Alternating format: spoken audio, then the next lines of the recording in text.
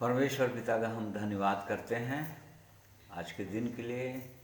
फिर से परमेश्वर ने आज के दिन हमारे जीवन में जोड़ा ताकि जीवित परमेश्वर की महिमा करें, उसके चरणों में बैठें और उसके पवित्र वचनों के द्वारा सीखें और इस प्रकार से और भी प्रभु के नज़दीक आएं और उसके आगमन के लिए तैयार हों। इसलिए परमेश्वर का हम धन्यवाद करते हैं। लगातार वो हमारे जीवन में अवसर देते चले जा रहे हैं ताकि हम और उसके प्रेम को और उसके जीवन को, उसके स्वभाव को अपने जीवन में अपना सकें, देख सकें व्यवहारिक जीवन में। और इसलिए लगातार परमेश्वर जो हमसे प्रेम करते हैं, अद्भुत प्रेम करते हैं और चाहते हैं कि हम जयवंत जीवन में आगे बढ़ें, जय के उत्सव में आगे बढ़ें। ये इसकी सीधी इच्छा और मनसा है। इसलिए आज के दिन में जितने मेरे प्रिय भाई और बहन जुड़ रहे हैं, आप सबों को मैं प्रभु यीशु मसीह के पवित्र नाम में जय मसीह कहता हूँ। परमेश्वर हम में से हर एक की सहायता करें आज के दिन भी, ताकि उसके पवित्र वचन से आज हमें क्या सिखाना चाहते हैं हम सीखने पाएँ। उससे पहले हम परमेश्वर के गीतों के द्वारा महिमा करें, उसके नाम को और ऊंचे पर उठाएं। इसलिए आइए प्रार्थना करेंगे। प्रेमी परमेश्वर पिता, हम आपका धन्यवाद करते हैं। आप हमारे जीवित परमेश्वर हैं और अब तक आपने हमारी रक्षा की है, आशीषित किया है और लगातार हमारे जीवन में एक नया दिन, जिसे आप आज का दिन कहते हैं, जोड़ते चले जा रहे हैं ताकि हम और भी आपका प्रेम में आगे बढ़ें, आपकी पहचान में आगे बढ़ें। ये आपकी इच्छा है महान परमेश्वर। इसलिए हम आपका धन्यवाद करते हैं आपकी अद्भुत योजना के लिए और उत्तम वरदानों के लिए जिन्हें आपने स्वर्ग से हम पर बरसाया। जो हम पहले सूखे थे, निर्जन लोन छाई भूमि के समान थे, परंतु आपने अपने उत्तम आशीषों के द्वारा हमें हरा भरा किया, आनंदित, आशीषित किया। आपका धन्यवाद करते हैं, आपका धन्यवाद करते हैं आपके पवित्र वचन के लिए, जिनके द्वारा ही हम आपके प्रेम को, आपके स्वभाव को, आपके जीवन को और अनंत की बातों को हम समझ पाए हैं और आगे आप सिखाते ही चले जा रहे हैं। इसलिए ऐसे पवित्र वचन के लिए हम धन्यवाद करते हैं। प्रभु यीशु के लहू के लिए धन्यवाद करते हैं। पवित्र आत्मा जिसे आपने हमें सहायक के रूप में दिया है और उसकी सहायता हम निरंतर अपने जीवन में पाते हैं, उसके लिए धन्यवाद करते हैं। आज भी प्रभु जी आपकी आत्मा की सहायता चाहते हैं। आज की संगति में आपकी उपस्थिति हो और हर एक की दृष्टि आपकी ओर लगे, आप जीवित परमेश्वर की। इसलिए किसी भी प्रकार की दृष्टि देखिए, हम देखिए शक्तियों को प्रभु यीशु के नाम से हटाते हैं ताकि हम पूरी शांति के साथ आपके चरणों में बैठकर आपकी महिमा करने पाएँ। इसलिए धन्यवाद करते हैं और इस प्रार्थना को प्रभु यीशु के नाम में मांगते हैं। सुनिए, ग्रहण कीजिए। आमीन। आइए प्रभु की महिमा में कुछ गीतों को हम सुनेंगे।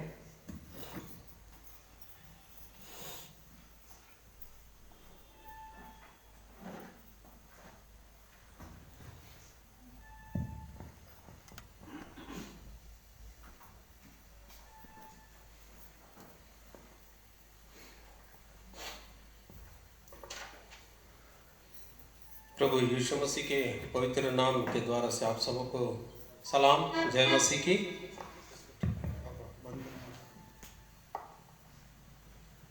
प्रभु की महिमा करेंगे। आइए हम सब मिल करके और गीत नंबर 12 को गाएंगे। आराधना में है छुटकारा, आराधना में है चंगाई। इस गीत को गा करके प्रभु की महिमा करेंगे।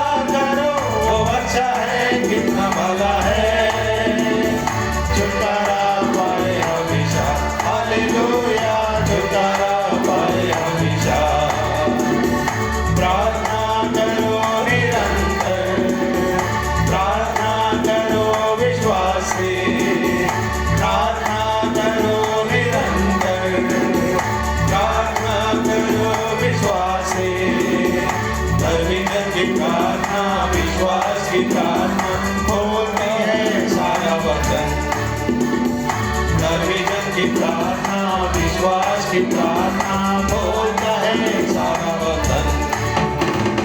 प्रार्थना करो, आराधना करो, वो अच्छा है, कितना भला है।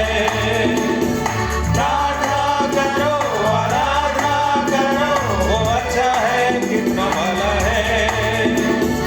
छुटकारा पाए हमेशा, हालेलुया, छुटकारा पाए हमेशा।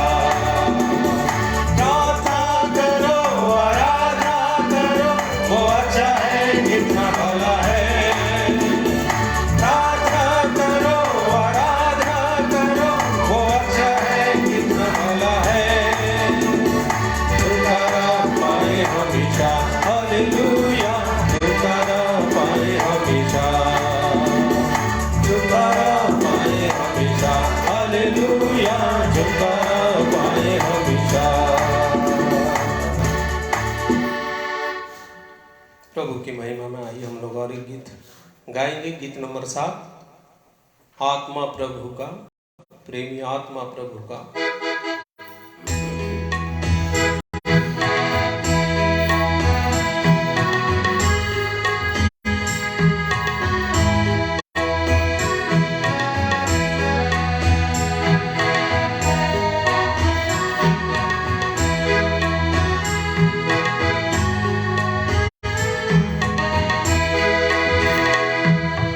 आत्मा प्रभु का, प्रेमी आत्मा प्रभु का, इसी समय ही हमारे बीच में अपनी आशीष दे। इसी समय ही हमारे बीच में अपनी आशीष दे। आत्मा प्रभु का, प्रेमी आत्मा प्रभु का, इसी समय ही हमारे बीच में अपनी आशीष दे। इसी समय ही हमारे बीच में अपनी आशीष दे। दलदल के बीच में से दया से निकाला हमें। दलदल के बीच में से दया से निकाला हमें। पाप हटाकर साफ कर दे अपनी सामर्थ से। पाप हटाकर साफ कर दे अपनी सामर्थ से। आत्मा प्रभु का, प्रेमी आत्मा प्रभु का, इसी समय ही हमारे बीच में अपनी आशीष दे। इसी समय ही हमारे बीच में अपनी आशीष दे। जीवन दिया तूने, जीवन दिलाऊं मैं भी। जीवन दिया तूने, जीवन दिलाऊं मैं भी। जीवन जल की नदियाँ मुझसे बह पाए जग में। जीवन जल की नदियाँ मुझसे बहने पाए जग में। आत्मा प्रभु का, प्रेमी आत्मा प्रभु का, इसी समय ही हमारे बीच में अपनी आशीष दे। इसी समय ही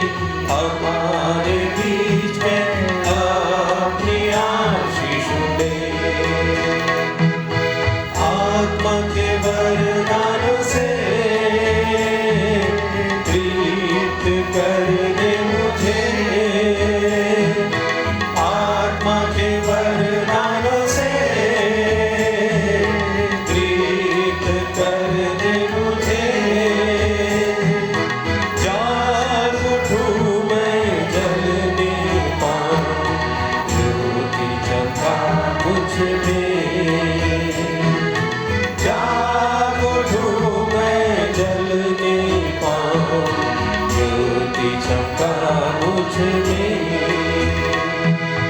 आत्मा प्रभु का, प्रेमी आत्मा प्रभु का, इसी समय ही हमारे बीच में अपनी आशीष दे, इसी समय ही हमारे बीच में अपनी आशीष दे। प्रभु के सीने में सिर रख के आराम पाऊं, प्रभु के सीने में सिर रख के आराम पाऊं। प्यासा हूँ मैं तेरे लिए, प्यास जगा मुझ में, प्यासा हूँ मैं तेरे लिए, प्यास जगा मुझ में। आत्मा प्रभु का, प्रेमी आत्मा प्रभु का, इसी समय ही हमारे बीच में अपनी आशीष दे, इसी समय ही हमारे बीच में अपनी आशीष दे, इसी समय ही हमारे बीच में अपनी आशीष दे।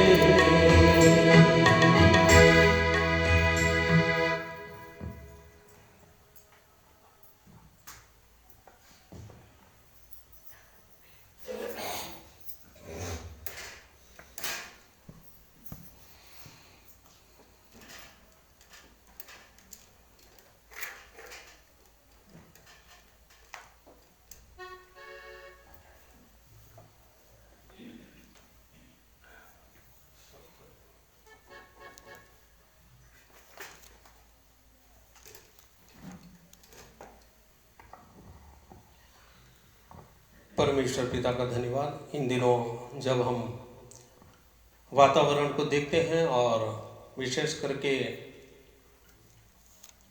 फेसबुक में भी और यूट्यूब में भी जब हम चेक करते हैं तो बहुत सारे लोगों को, बहुत सारे प्रचारकों की गवाहियों को सुनते हैं, बहुत सारे लोग विश्वास में बढ़ जाते हैं और कई जगह हमें ये सुनने के लिए मिलता है कि बहुत सारे लोग पीछे हट गए हैं विश्वास से, जिसके कारण बहुत बड़ा भाग उन्होंने खो दिया।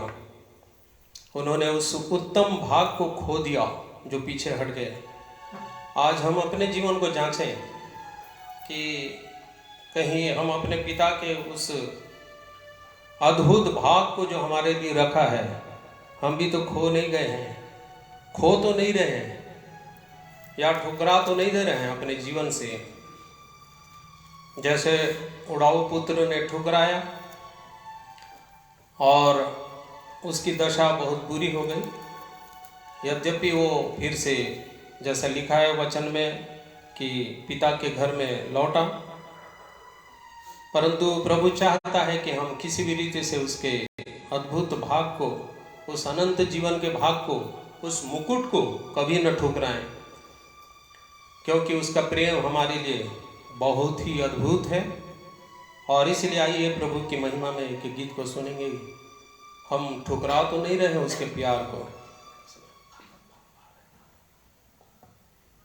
हेलो हेलो हेलो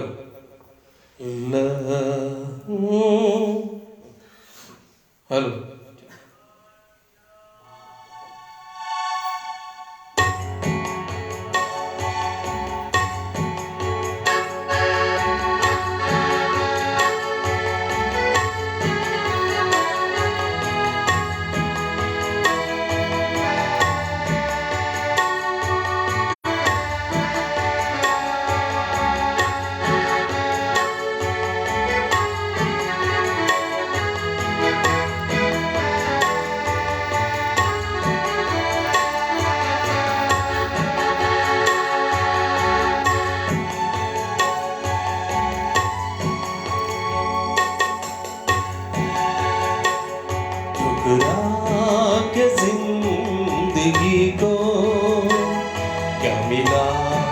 है सुनी राहों में, ठुकरा के जिंदगी को क्या मिला है सुनी राहों में।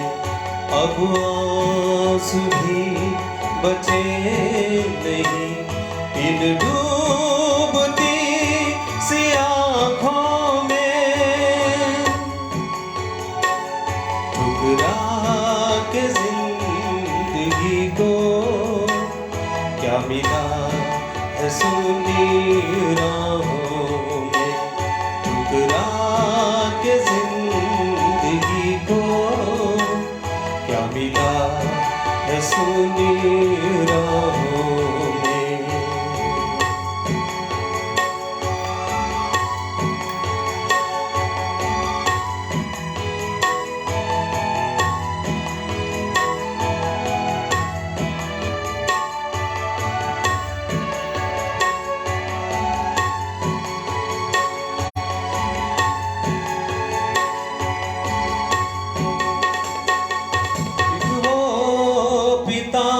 का प्यार था कहीं गम का नगर दो गुबार था, एक वो पिता का प्यार था कहीं गम का नगर दो गुबार था। कहाँ गए हैं बहके कदम,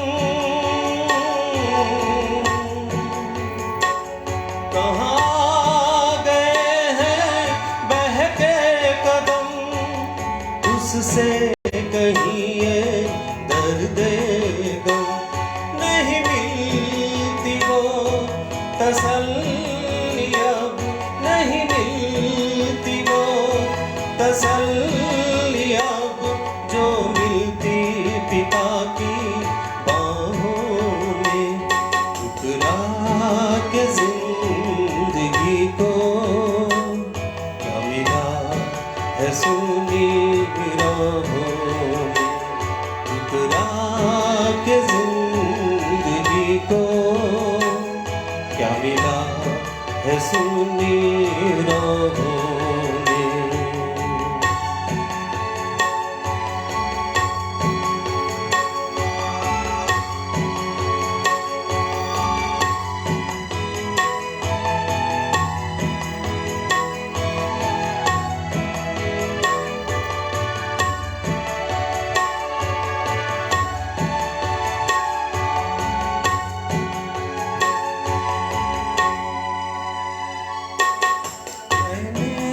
घर को छोड़ा है, मोहब्बत से यूं को मोड़ा है, मैंने यूं घर को छोड़ा है, मोहब्बत से यूं को मोड़ा है। झूठे सहारों की खोज में,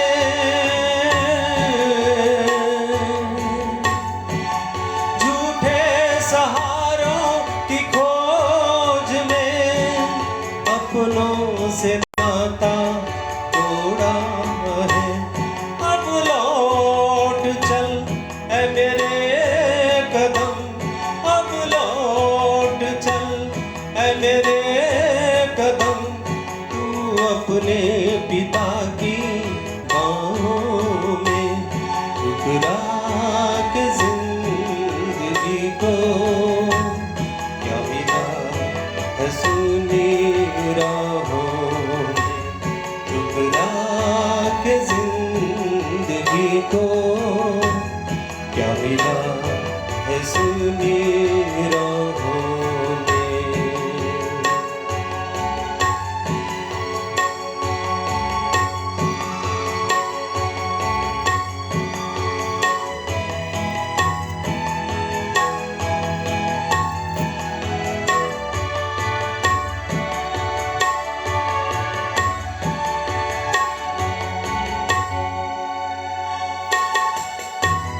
टूट जाऊंगा मैं से धो लूंगा मैं पाप के,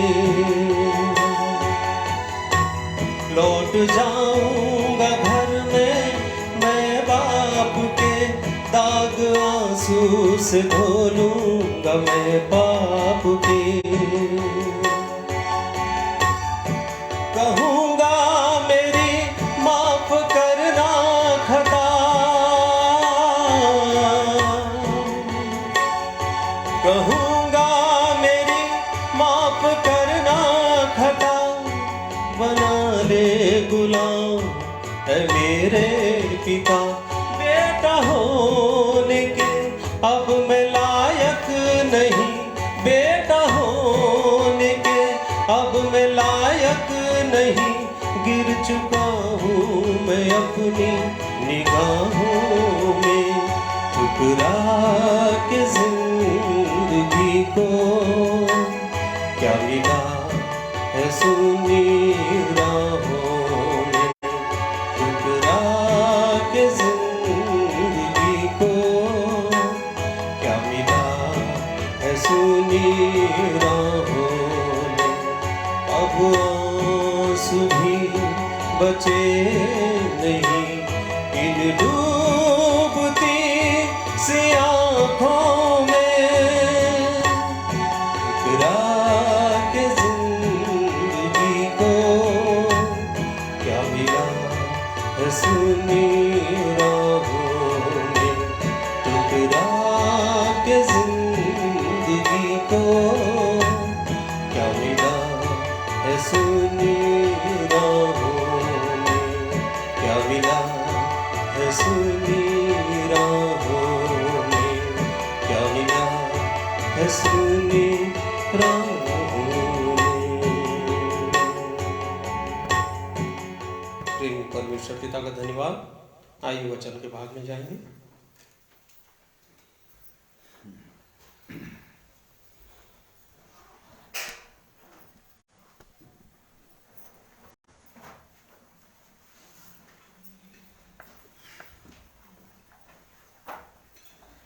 सुंदर प्रभु की महिमा के गीत के लिए धन्यवाद करते हैं।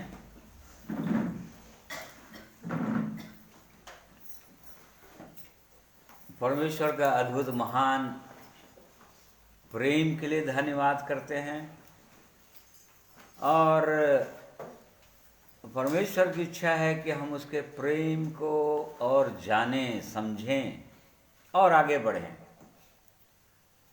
परमेश्वर दया के सागर हैं, इसलिए वो दया करना चाहते हैं और उसने हम पर दया किया है। बहुतों पर दया करता है। हाँ, तो बहुत सारे लोग उसकी दया को पहचानते नहीं। जैसे कि गाना सुन रहे थे, गीत सुन रहे थे, उड़ाव पुत्र से संबंधित था ये गीत। बहुत सारे लोग उस सुंदर जीवन को जो परमेश्वर देता है ठुकरा देते हैं अपने जीवन में, या छोड़ देते हैं, संसार की ओर मुख फेर लेते हैं, फिर से संसार में आ जाते हैं, अर्थात फिर से वही पुराना जीवन, पुरानी बुरी बुरी आदतें, अभिलाषाएं, पापों में फंस जाते हैं। परमेश्वर के अद्भुत प्रेम को समझ नहीं पाते, उसकी कृपा को समझ नहीं पाते। पौलुस ने कहा, परमेश्वर जिस पर दया करना चाहता है उसी पर दया करता है, और जिस पर नहीं करना चाहता वो नहीं करेगा। बहुतों को कठोर कर दिया, बहुत से लोग कठोर हो जाते हैं। वो दया का सागर है, परंतु वो मनुष्य के हृदय को जानता है, वो कि मनुष्य का हृदय कैसा है, और इस कारण से वो दया करना चाहता है हर एक के जीवन में। परंतु जितने लोगों के जीवन में दया हुआ है, अर्थात परमेश्वर का बड़ा अनुग्रह के कारण से ये उद्धार का अनुभव हुआ है, उसको प्रिय भाइयों और बहनों कभी ठुकराइए मत। और नहीं तो बिल्कुल जैसा हम गीत में भी सुन रहे थे, बिल्कुल वैसे ही सूनापन और कुछ भी अच्छा नहीं, फिर अनंत काल के लिए पीड़ा, आग में जलना, उसके सिवा कुछ भी होगा नहीं। तो इसलिए परमेश्वर अपने लोगों को अपनी योजना बताते हैं, आदि से लेकर अंत तक बताया उसने। एक मनुष्य को बुलाता है, पापों में डूबे हुए मनुष्य को, जो पाप के भवसागर में डूबा हुआ हो, और उसको बुलाकर उसके पाप अपराधों को क्षमा करके उसको अपने योग्य बनाना चाहता है, जयवंत जीवन में ले जाना चाहता है, या भरपूरी के जीवन में ले जाना चाहता है। ये परमेश्वर की सिद्ध इच्छा और मनसा है। आज के दिन में हम यहोशू के जीवन से कुछ सीखेंगे। यहोशू के जीवन से या यहोशू के पुस्तक से भी परमेश्वर की जो इच्छा और योजना अपने लोगों के लिए होता है। परमेश्वर अपने लोगों के लिए जो योजना बनाता है वो अद्भुत योजना है। वो यहोशू, वो हम जानते हैं कि इसके पहले जो इस्राएली लोग मिस्र देश से, परमेश्वर गुलामी के देश से निकाल कर ला रहा था, मिस्र देश से पहुंचाना चाह रहा था। कहाँ पर? कनान देश में। कनान देश किसका प्रतीक है? बताइए कोई, किसका प्रतीक है? हाँ, बहुत से लोग स्वर्ग का प्रतीक है बोलते हैं, ठीक है कि नहीं? परंतु ये स्वर्ग का प्रतीक नहीं है कनान देश। भरपूरी का जीवन, पवित्र आत्मा से भरा हुआ जीवन या जयवंत जीवन का ये प्रतीक है कनान देश। स्वर्ग का प्रतीक नहीं। स्वर्ग में थोड़ी वो ये वहाँ पर युद्ध होगा। यहाँ पर तो कई प्रकार के राक्षस जैसे मनुष्यों से युद्ध करना है, अमालेकियों से, एमोरियों से, कनानियों से, हित्तियों, परिजियों से, जो परमेश्वर के लोगों के शत्रु रहे हैं, ऐसे लोगों से युद्ध करना था। स्वर्ग में कोई युद्ध नहीं होगा, वहाँ पर तो शांति का वातावरण रहेगा पूरी रीति से। तो कनान देश भरपूरी के जीवन को दिखाता है, या कहाँ पर? अपने आप में, अपने जीवन में। इस बात को हमको जानना है। तो परमेश्वर की अद्भुत योजना के तहत परमेश्वर ने अपने लोगों को मिस्र की गुलामी से निकाल लाया, और गुलामी से निकाला, उसके बाद लाल समुद्र पार कराया, अपने मेमने के लहू के द्वारा उनको छुटकारा दिलाया मिस्र की गुलामी से, दासत्व से, जो निर्गुण बारम दिया है। फिर उसके बाद लाल समुद्र पार कराया, और उसके बाद हम यहोशू की पुस्तक में फिर से हम देखते हैं, फिर से वो परमेश्वर अपने लोगों को यर्दन पार कराता है, बिल्कुल उसी तरह से जिस प्रकार से उसने मूसा के द्वारा लाल समुद्र को दो भाग किया था।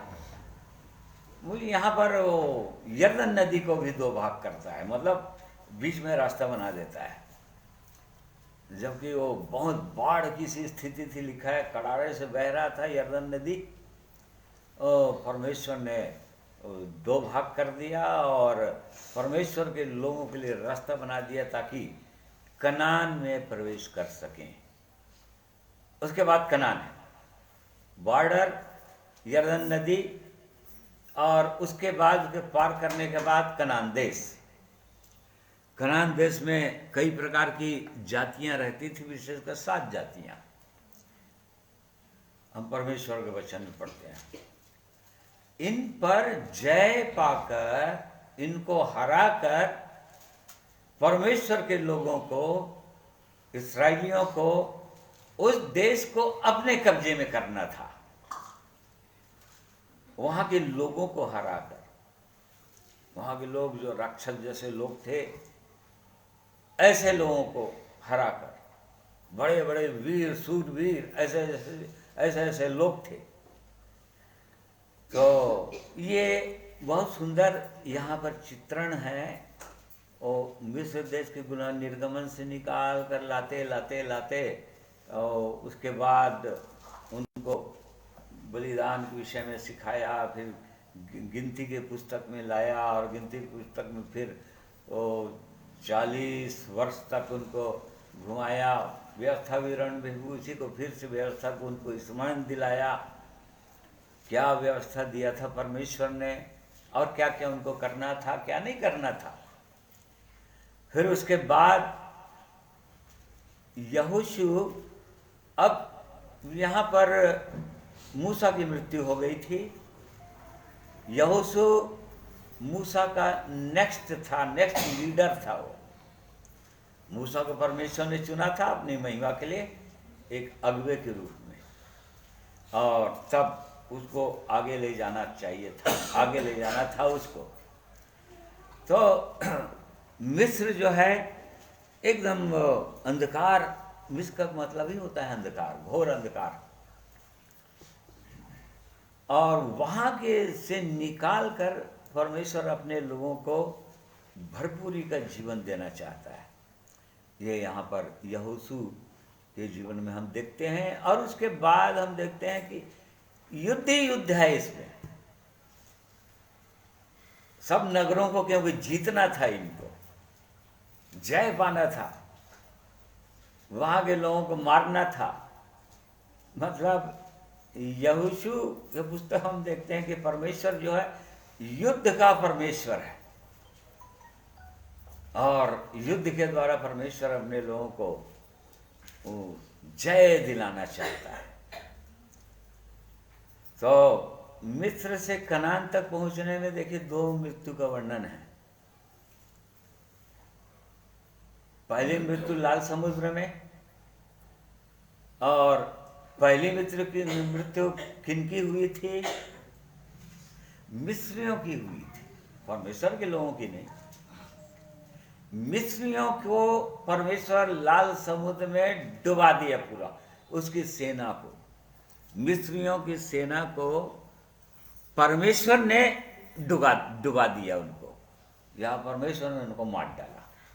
ठीक है, जो बपतिस्मा का प्रतीक है, जैसे पहला कुरिन्थी 10 अध्याय में हम पढ़ते हैं कि उन्होंने मूसा का बपतिस्मा लिया था, इस्राएली लोग। तो यहाँ पर एक मृत्यु होती है किनकी? मिस्रियों की, मिस्री सेना की। या इसको हम नए नियम के उसमें जब देखते हैं तो नए नियम के अंदर बिल्कुल परमेश्वर भी यही काम करता है प्रभु यीशु मसीह के द्वारा। अर्थात रोमियो 6 का 6 पद में यदि पढ़ेंगे, पढ़ो भाई।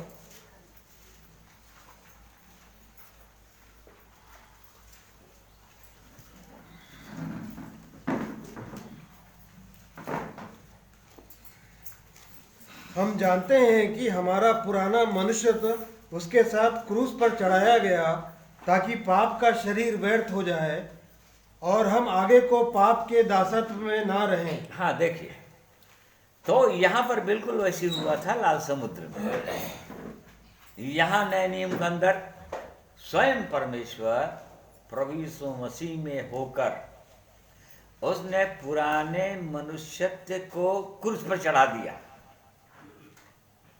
पुराना मनुष्यत्व को क्रूस पर चढ़ा दिया।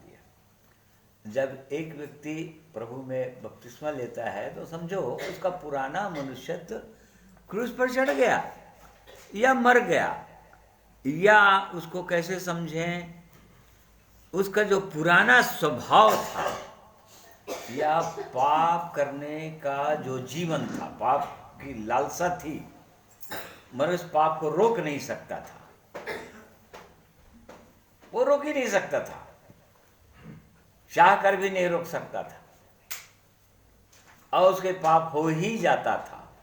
पाप के भवसागर में डूबा हुआ था, पाप को जानता नहीं था। पाप को नहीं जानते ना लोग।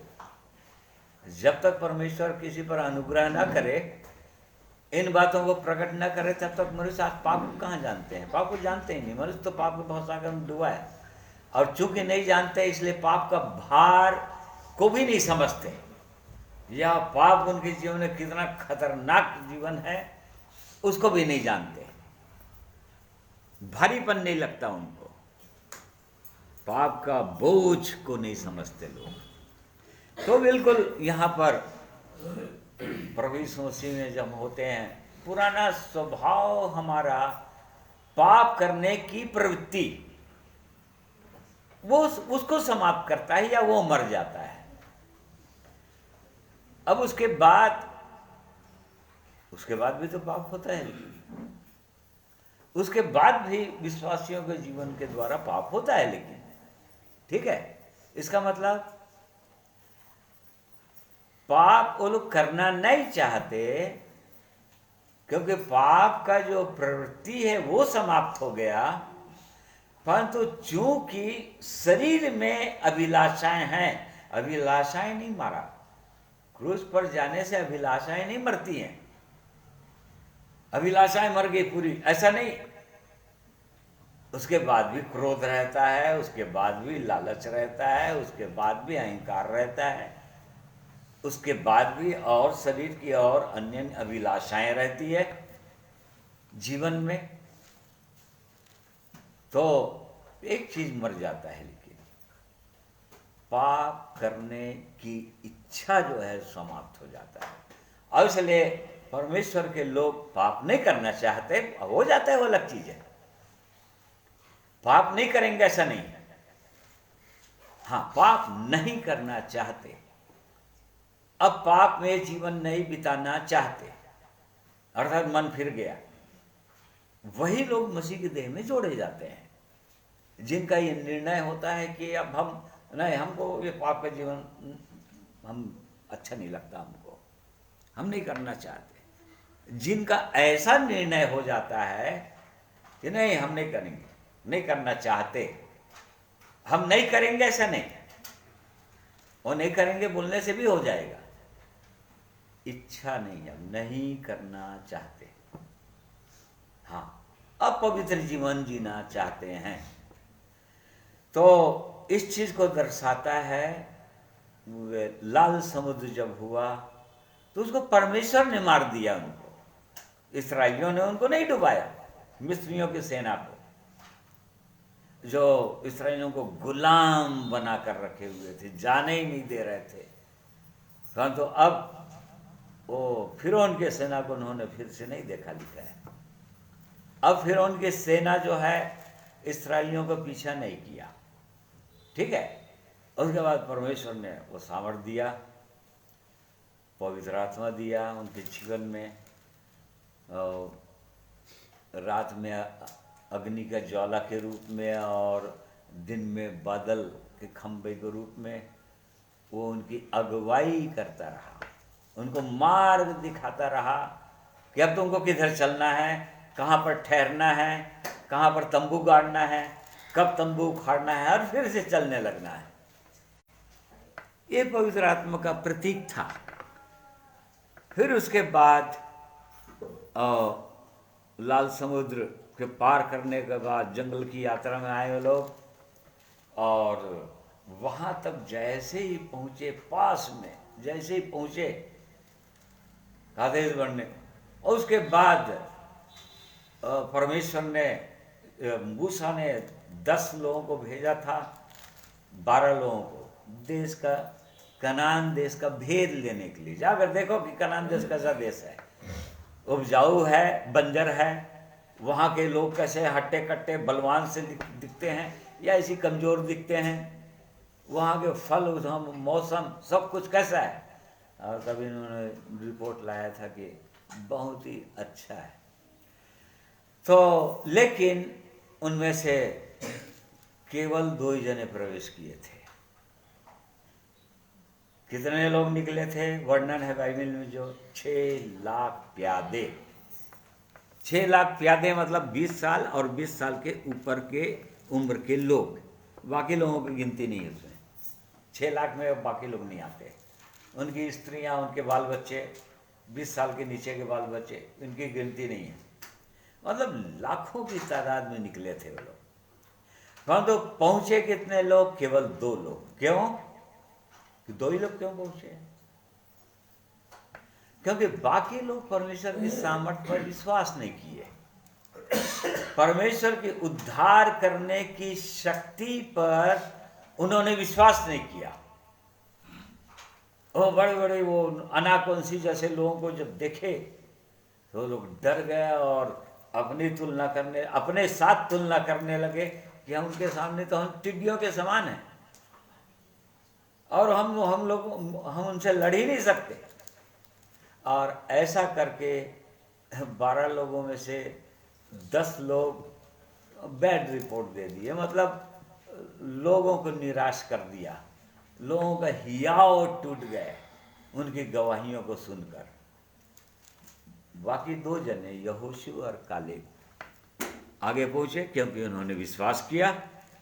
ये लोग साहसी निकले, परमेश्वर के वचन पर, परमेश्वर के उद्धार करने की शक्ति पर उन्हें विश्वास किया और वो लोग डरे नहीं, परमेश्वर के वचन पर उन्होंने विश्वास किया।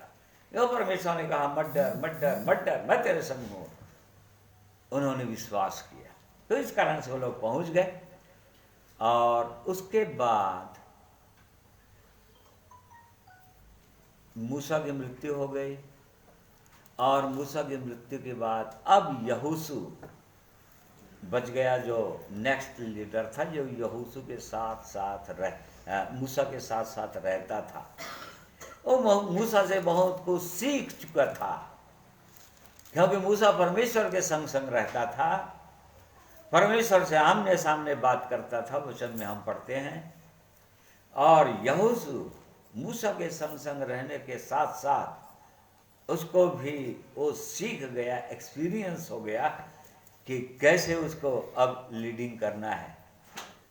तो इस प्रकार से ये यहोशू के उसके जीवन से, पुस्तक से हम समझते हैं कि अब यहोशू पार कराएगा। और उसके साथ कालेब भी है, परंतु लीडर जो है यहोशू है। यहोशू का अर्थ जो है ग्रीक भाषा में या यूनानी भाषा में यीशु मसीह है, यीशु है, यीशु होता है। यहोशू का मतलब होता है यीशु। इब्रानी भाषा में होता है जोशुआ, योशुआ, यहोशू। दोनों का अर्थ होता है उद्धार, गॉड सेव्स, परमेश्वर उद्धार करता है, एक मनुष्य का उद्धार करता है। यहोशू का वही मतलब है, यीशु का वही मतलब है। तो यहां पर अब जो कि मूसा मर गया, वो लीडर था, परमेश्वर हमेशा अपने लोगों को आगे बढ़ाने के लिए उसको एक अगुवे की जरूरत होती है। बिना अगुवे की वो परमेश्वर किसी को आगे नहीं ले जाता, और इसीलिए उसने मूसा को चुना था। अब मूसा की मृत्यु हो गई और अब यहोशू को परमेश्वर ने बुलाया। पहला बात पढ़िए भाई, 1 अध्याय, यहोशू 1 अध्याय। यहोवा के दास मूसा की मृत्यु के बाद यहोवा ने उसके सेवक यहोशू से, जो नून का पुत्र था, कहा, हाँ आगे, मेरा दास मूसा मर गया है, इसलिए अब तू उठ, कमर बांध और इस सारी प्रजा समेत यरदन पार होकर उस देश को जा जिसे मैं उनको अर्थात इसराइलियों को देता हूँ। देखिए, और परमेश्वर ने पहले ही बता दिया कि मैंने कनान देश को तुमको दे दिया है। वो तो पहले ही दे दिया था। वो तो इब्राहिम को प्रतिज्ञा कर दिया था परमेश्वर, ओ कनान देश देख ले, दूर से देख ले, और जहां तक तेरी दृष्टि है वहां तक मैं ले जाऊंगा तुझको। और पहले ही प्रतिज्ञा कर दिया था, मैंने कनान देश तुझको दे दिया है। अब कनान देश मिला नहीं था उनको। इस्राएलियों को कनान देश मिले, इब्राहिम को मिला नहीं था, या इब्राहिम के वंश को मिला नहीं था। क्यों? क्योंकि कनान देश का जो अधर्म है वो पूरा नहीं हुआ था, लिखा है। इस कारण से वो परमेश्वर जो एक मनुष्य को अवसर देता है, हमेशा परमेश्वर मनुष्य को अवसर देता है।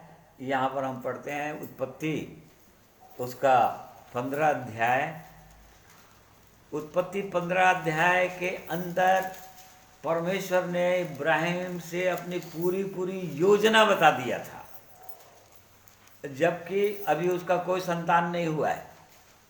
यहाँ तक उसका कोई संतान नहीं हुआ है, इज़ाक ने उत्पन्न नहीं हुआ, परंतु परमेश्वर ने अपनी पूरी योजना उसको बता दिया उत्पत्ति 15 अध्याय में, कि वो परमेश्वर क्या क्या करने वाला है, कैसा होगा, वो सब बता दिया उसने 15 अध्याय के अंदर। उसको पूरा अध्याय को आप पढ़ेंगे तो उन्होंने पूरा बता दिया। कि 13 पद से पढ़िए।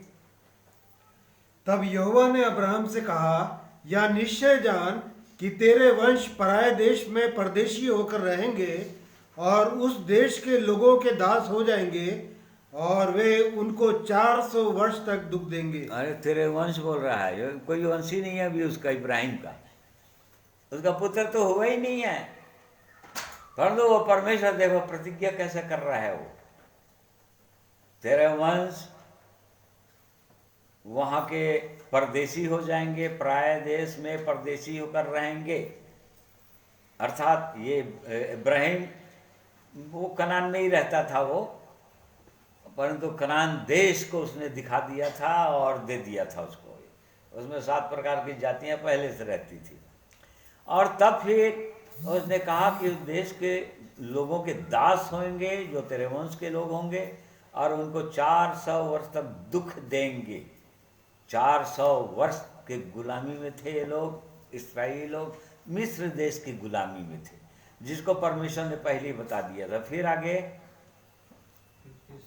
24 पद या 14 पद। फिर जिस देश के वे दास होंगे उसको मैं दंड दूंगा और उसके पश्चात वे बड़ा धन वहां से लेकर निकल आएंगे। तू तो अपने पितरों में कुशल के साथ मिल जाएगा, तुझे पूरे बुढ़ापे में मिट्टी दी जाएगी, पर वे 4थी पीढ़ी में यहाँ फिर आएंगे, क्योंकि अब तक एमोरियों का अधर्म पूरा नहीं हुआ। देखो वो परमेश्वर वेट करता है, इंतजार करता है। एमोरी मतलब कनानी लोग भी एमोरी बोल रहे हैं, 7 प्रकार की जातियों में लोग, मतलब उनका अधर्म, उनका पाप अभी पूरा नहीं हुआ है, और इस कारण से 400 वर्ष तक तुम गुलाम रहोगे। इब्राहिम के संतान, तुम्हारे संतान 400 वर्ष तक गुलाम रहेंगे वहां पर। क्यों? और तब 4 पीढ़ी के बाद वो फिर से इसी देश में आएंगे। क्यों? क्योंकि अभी तक एमोरियों का अधर्म पूरा नहीं हुआ है, पाप अभी मतलब न्याय के योग्य नहीं हुआ है कि मैं उन पर न्याय करूं, अब जजमेंट दे दूं। जिस प्रकार से पहले समय में, नूह के समय में परमेश्वर बोलता है पृथ्वी में सब लोग अपने चाल चलन बिगाड़ लिए थे, सब लोग जैसा उनके मन में आता था वैसा करने लगे थे, भयंकर भयंकर पाप में डूब गए थे। और इस कारण से उस परमेश्वर को उस समय के लोगों को नाश करना था। क्यों? क्योंकि अपना वंश को देखना चाह रहे थे, अपने लोगों को बचाना चाह रहे थे, जो लोग परमेश्वर की इच्छा के अनुसार चलेंगे, और नहीं तो वो लोग भी भ्रष्ट हो जाएंगे। यदि उनके साथ रहेंगे तो, ऐसे वातावरण में रहेंगे तो लोग भी भ्रष्ट हो जाएंगे। इसी कारण से परमेश्वर ऐसे लोगों को नाश करता है, जैसे उसने सदोम और अमोरा का नाश किया। क्यों? कैसा जीवन हो गया था उनका, और भयंकर पाप में डूब गए थे वो लोग। यदि उनको रहने देता परमेश्वर तो और लोग भी और लोगों को भी उसी प्रकार से वो लोग दूषित कर देते, नाश हो जाते वो लोग भी पापों में। इस कारण से परमेश्वर ऐसा करता है, उसकी योजना के अंतर्गत है, क्योंकि पाप से परमेश्वर घृणा करता है और उस कारण से वो ऐसा करता है। तो उनका समय पूरा नहीं हुआ था, परंतु अब उनका जैसे ही समय पूरा हुआ, परमेश्वर ने उनको निकाला, उस समय तक उनको रहने दिया और उसके बाद वो निकाला। अब यहोशू के द्वारा जो 2 लोग, 6 लाख लोगों में से 2 लोग गए थे, बाकी लोग सब बचे हुए थे, बाकी लोग नाश नहीं हुए। और 40 साल के अंदर जो बच्चे पैदा हुए इस्राएलियों के, वो लोग सब लोग थे। तो इस कारण से अब उनको कनान देश प्रवेश कराना था, परंतु अब लाल समुद्र था। कनान देश के अंदर हमने देखा कि कई प्रकार के अन्य अन्य जातियां थी, जो आत्मिक जीवन में पापों को दिखाता है। इस जीवन पाने के बाद का जो पाप या शरीर की जो अभिलाषाएं, उनको दिखाता है, उसको मरना चाहिए। इस चीज को यरदन नदी दिखाता है। मतलब प्रतिदिन, प्रभु यीशु ने कहा प्रतिदिन अपना क्रूस उठाओ, प्रतिदिन अपने आप का इनकार करो, प्रतिदिन अपने आप को मार डालो। गलतियों 5 का 24 पद में पौलुस प्रेरित कहता है, जो मसीह यीशु के हैं, और जो मसीह यीशु के हैं, उन्होंने शरीर को उसकी लालसाओं और अभिलाषाओं समेत क्रूस पर चढ़ा दिया है। हाँ, ये शरीर की लालसाएं और अभिलाषाएं, इसको नहीं माना है परमेश्वर। पुराना स्वभाव जो था, या पाप करने का जो स्वभाव था, इच्छाएं थी, उसको क्रूस पर चढ़ाया था। वो क्रूस पर चढ़ जाता है जब एक व्यक्ति देह में जुड़ता है तब।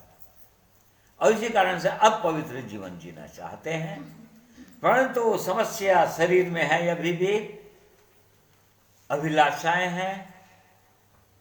परंतु यहां पर बोल रहा है कि जो लोग मसीह यीशु के हैं, उन्होंने शरीर को उसकी अभिलाषाओं समेत क्रूस पर प्रतिदिन चढ़ाना है। प्रतिदिन चढ़ाने का कहने का मतलब, जिस प्रकार से यहोशू का आज्ञा दिया था, अब एक एक करके एक एक जातियों को, एक एक नगर को नाश करते जाना। यरीहो को पहले नाश करना, फिर उसके बाद ऐ नगर नाश करना, फिर उसके बाद गिबोनी लोग नाश करना, फिर इमोरी, अलग अलग अलग। आज भी परमेश्वर के अपने लोगों के लिए यही योजना है। अब एक एक करके, अंश अंश करके, एक एक अभिलाषाओं को क्रूस पर चढ़ना चाहिए, मरना चाहिए। और जो भयंकर भयंकर शत्रु है मनुष्य के, हमारा शत्रु क्या है? अभी शत्रु क्या है? शरीर। सबसे बड़ा शत्रु शरीर, उसकी अभिलाषाएं। शैतान शत्रु नहीं है अभी। शैतान को तो प्रभु यीशु ने क्रूस पर निकम्मा कर दिया, हरा दिया। वो शत्रु नहीं है अभी विश्वासियों के, उद्धार पाए हुए लोगों के। शैतान शत्रु नहीं है, ये अभिलाषाएं शत्रु है। और इनको कहता है कि प्रतिदिन क्रूस पर चढ़ाओ, प्रतिदिन इसके लिए मरो। तो इस कारण से अब इनको जय के जीवन में ले जाना था, यरदन नदी पार कराना था। और तब यहोशू को परमेश्वर बुला रहा था। 3 पद पढ़ो भाई। उस वचन के अनुसार जो मैंने मूसा से कहा, अर्थात जिस जिस स्थान पर तुम पांव धरोगे वह सब मैं तुम्हें दे देता हूँ। हाँ, सब मैं तुमको, जिस जिस स्थान पर तुम पांव रखोगे, उस स्थान में जितने भी शत्रु हैं तुम्हारे, जहां पर तुमने पांव रख दिया, हाँ, यहाँ पर वो यरीहो नगर, जहां पर सब पाप में डूबे हुए लोग हैं, ऐसे जगह में तुमने कोई अभिलाषा में तुमने पांव रख दिया। कहने का मतलब ये है, भयंकर अभिलाषाएं हैं, आंखों में अभिलाषाएं हैं, शरीर में अभिलाषाएं हैं। जीव तुमने वहाँ रख दिया, उस नगर में चला गया, तो परमेश्वर ने पहले कहा था मूसा को, उसको मैं तुझे दे दूंगा। मतलब परमेश्वर दे दिया है पहले से, उसको लेना है केवल। आगे पढ़िए 5वां पद। तेरे जीवन भर कोई तेरे सामने ठहर ना सकेगा, जैसे मैं मूसा के संग रहा वैसे ही तेरे संग भी रहूंगा, और ना तो मैं तुझे धोखा दूंगा और ना तुझको छोड़ूंगा। बस ये प्रतिज्ञा पहले कर दिया, मैं मूसा के संग था, तेरे संग भी रहूंगा, तुझको न तो छोड़ूंगा न तो धोखा दूंगा। ये बिल्कुल अभी के विश्वासियों के लिए भी बिल्कुल वही प्रतिज्ञा है परमेश्वर की। जैसे कि इब्रानी 13:6 में हम पढ़ते हैं, यदि परमेश्वर हमारे साथ है तो हमारा विरोधी कौन हो सकता है। वो परमेश्वर बोल रहा है, परमेश्वर ने कहा 5 पद में उसी के, मैं तुझे न तो छोड़ूंगा न तो त्यागूंगा। इब्रानी 13:5 पद। बिल्कुल वो परमेश्वर यहाँ पर जो कह रहा है अभी भी वही कह रहा है वो अपने लोगों को, नए नियम के विश्वासियों को, तो नहीं दूंगा धोखा, तेरे संग रहूंगा। करना क्या होगा तुझको? 6वां पद।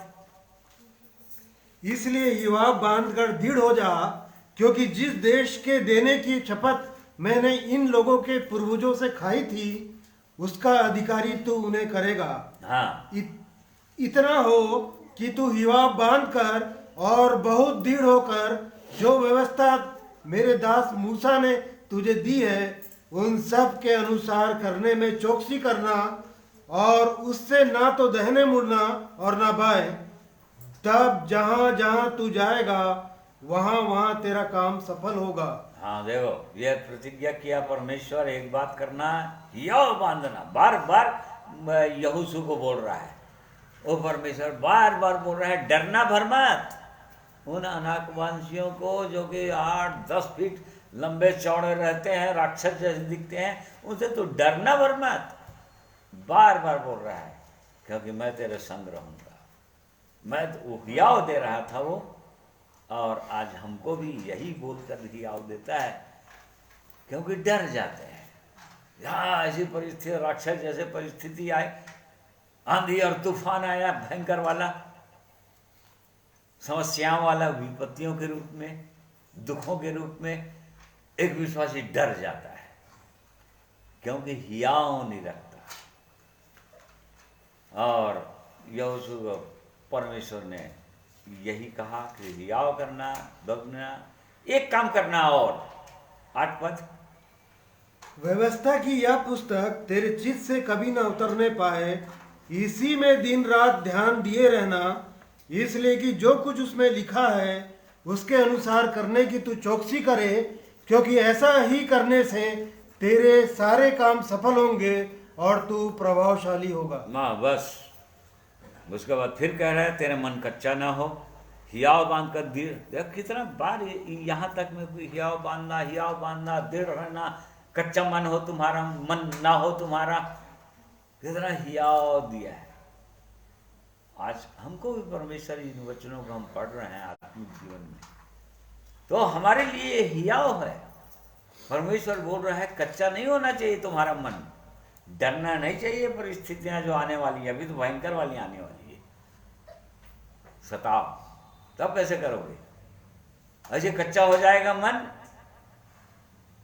तो और इस्राएलियों के समान, 6 लाख इस्राएलियों के समान ढेर हो जाओगे जंगल में, बोल रहा है। वो लोग ढेर हो गए, वो लोग नहीं पहुंच पाए, 6 लाख प्यादे नहीं पहुंच पाए। 6 लाख लोग जो लोग निकले थे, जिनकी गिनती थी, उनमें से केवल 2 जने पहुंचे थे, और बाकी लोग उस दौरान जो उनके बच्चे उत्पन्न हुए और उनकी स्त्रियां, वो लोग पहुंचे थे, बाल बच्चे लोग पहुंचे थे, बाकी ये लोग नहीं पहुंचे। जंगल में ढेर हो गए। किस कारण से?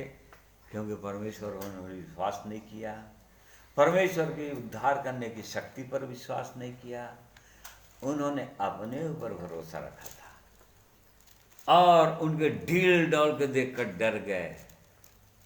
क्या करना था उनको? उनको देखकर, राक्षस जैसे लोगों को देखकर अपने आप को देखने के बदले उस परमेश्वर को देखना था। अरे परमेश्वर हमारे संग है और उसके सामने ये राक्षस लोग क्या हैं, ऐसा देखना था उनको। परंतु उन्होंने अपने आप को देखा, अपने आप को कमजोर पाया, इसलिए ढेर हो गए थे। तो इस प्रकार से उसको अलग करना था। और तब परमेश्वर ने यहोशू को साफ साफ बोला कि 9 पद पढ़िए।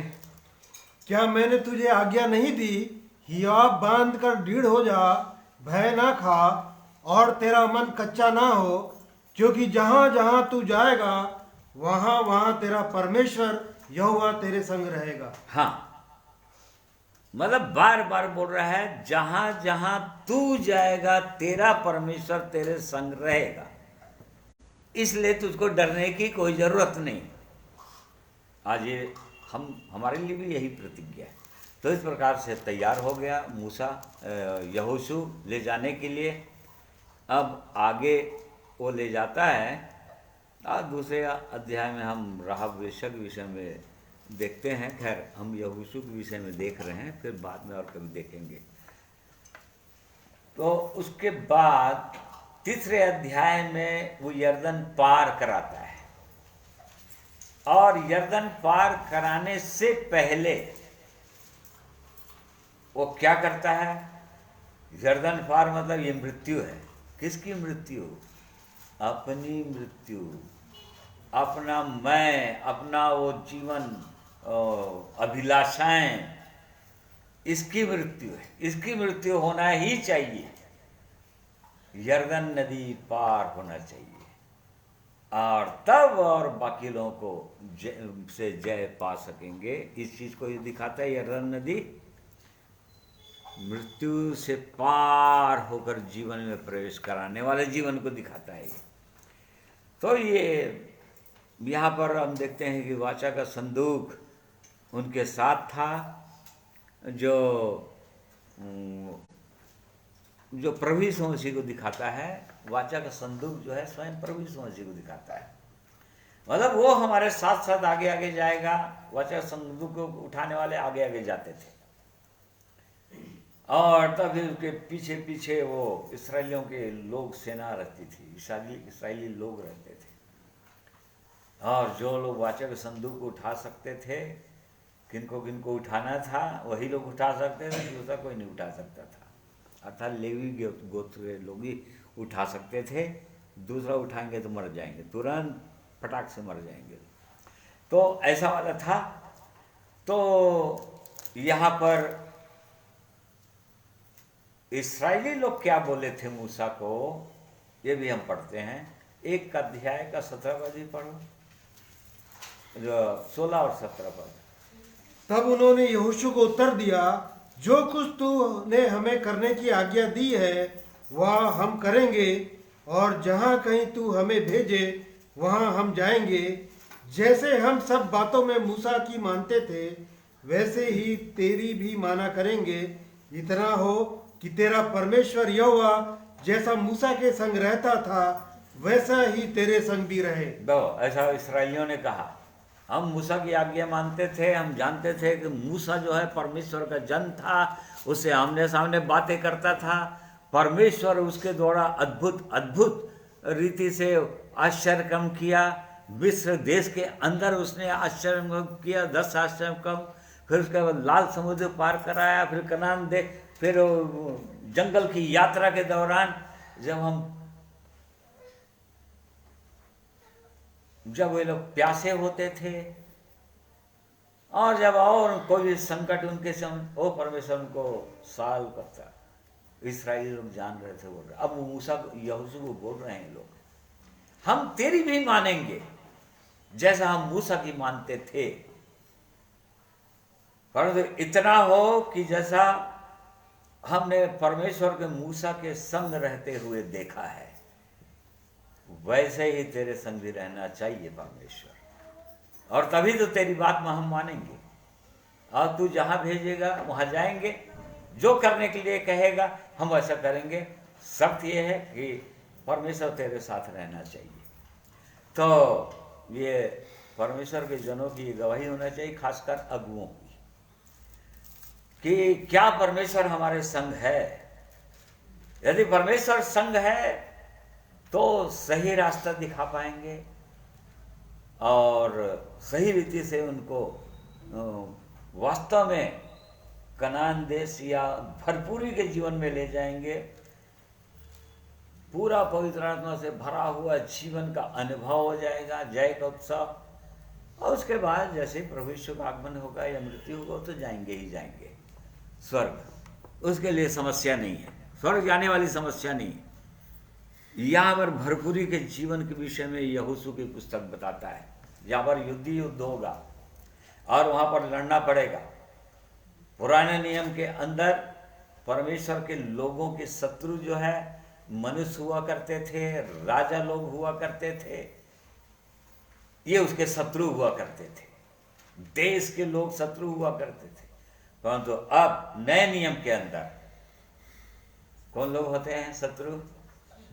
अब हम अब मांस अब लोहू से नहीं लड़ते, मतलब मनुष्यों से नहीं लड़ते। हम किससे लड़ते हैं? शैतान और उसकी सेना से ये लड़ते हैं। इसी 6:12 पद में लिखा है, 2 Corinthians 10:5 पद में भी लिखा हुआ है। अब हमारी लड़ाई के हथियार शारीरिक नहीं, हम तलवार नहीं उठाते, सारी डंडा लाठी नहीं उठाएंगे, वो शारीरिक लोग उठाते हैं। परंतु अब हमारी लड़ाई के हथियार आत्मिक हो गए। इस बात को वो यहोशू की पुस्तक से हम समझ सकते हैं। अब यदि ऐसी लड़ाई करना है तो चूंकि ये तो मटेरियल उसमें था, यहोशू जो ले गया उन देशों को हराना था, यरीहो को, वह नगर को और सबको आगे चल कर हराना था। पुराने पूरे कनान देश को उनको कब्जा करना था। उनका बंटवारा हुआ, हर एक गोत्रों को दिया गया, ये जगह तुम्हारा, ये जगह तुम्हारा, सब जगह को बंटवारा हुआ था। यहोशू ने बंटवारा दिलवाया था। वही आज इस्राएल देश है। जो इस्राएल देश है वही आज देश है, कनान देश है। तो फलिस्तियों का देश है वो। और तो यहाँ पर अब मेन चीज, अब जब पार हो गए, अब कैसे लड़ना था। हाँ, 3:5 पद पढ़िए। फिर यहोशू ने प्रजा के लोगों से कहा, तुम अपने आप को पवित्र करो, क्योंकि कल के दिन यहोवा तुम्हारे मध्य में आश्चर्यक्रम करेगा। बस देखो, परमेश्वर आश्चर्यक्रम किसी के जीवन में तभी करता है जब एक विश्वासी अपने आप को पवित्र करता है। पवित्र करता है कहने का मतलब उन हरेक अभिलाषाओं को या उन जीवन को जो उसको तंग कर रहा है बार बार, उसको अपने जीवन से निकालता है, उसके लिए क्रूस पर मरता है। उस विशेष पाप के लिए, या लालच है तो लालच के लिए, क्रोध है तो क्रोध के लिए, झूठ है तो झूठ के लिए। एक एक शत्रु है, समझो, नागवंशी हैं लोग, भयानक भयानक शत्रु है जो पूरा भरपूरी के जीवन या पूरा कनान देश पर कब्जा करने नहीं दे रहा है। और उनको मारना था इनको। तो कब मार सकेगा बोल रहा है परमेश्वर? यदि अपने आप को पवित्र करोगे तभी वो आश्चर्य देख पाओगे, ये बोल रहा था। और तब उन्होंने अपने आप को पवित्र किया और उसके बाद वो 7वां पद पढ़िए। तब यहोवा ने यहोशू से कहा, आज के दिन से मैं सब इस्राएलियों के सम्मुख तेरी प्रशंसा करना आरंभ करूंगा, जिससे वे जान ले कि जैसे मैं मूसा के संग रहता था वैसे ही मैं तेरे संग भी हूँ। हाँ, अब यहोशू के द्वारा परमेश्वर आश्चर्य करना चाहता है और इस्राएलियों को बताना चाहता है कि देखो, जैसे मैं मूसा के संग रहता था, मैंने अपने इस दास को चुन लिया है मूसा के स्थान पर, इसके संग भी रहता हूं मैं।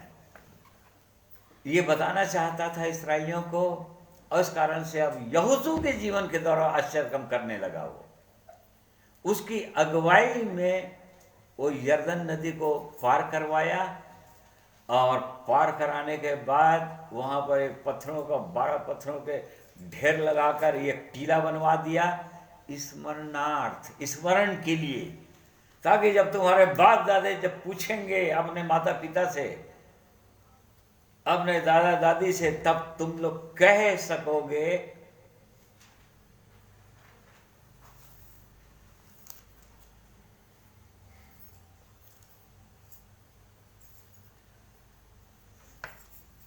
कि एक समय ऐसा था यहोशू नाम का व्यक्ति, जो तुम्हारा पर दादा था, वो ऐसा व्यक्ति था,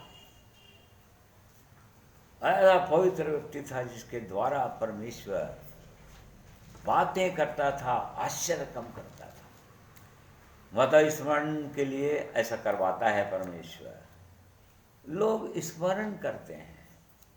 आज बहुत से लोगों को हम स्मरण करते हैं, साधु सुंदर सिंह को स्मरण करते हैं, ब्रदर भक्त सिंह को हम स्मरण करते हैं, और परमेश्वर के बड़े बड़े जो दास संत हुए उनकी गवाहियों का हम स्मरण करते हैं। पौलुस, बाइबल के अंदर पौलुस, पतरस, यूहन्ना, उसके चेलों के जीवन का हम स्मरण करते हैं। क्यों? क्योंकि उन्होंने ऐसा काम किया परमेश्वर के साथ चलकर। और इसी कारण से परमेश्वर चाहता है कि हमारे जीवन में भी ऐसी आश्चर्य कम हो, हमारे जीवन के द्वारा भी परमेश्वर आश्चर्य कम करे और आगे बढ़ाए। अब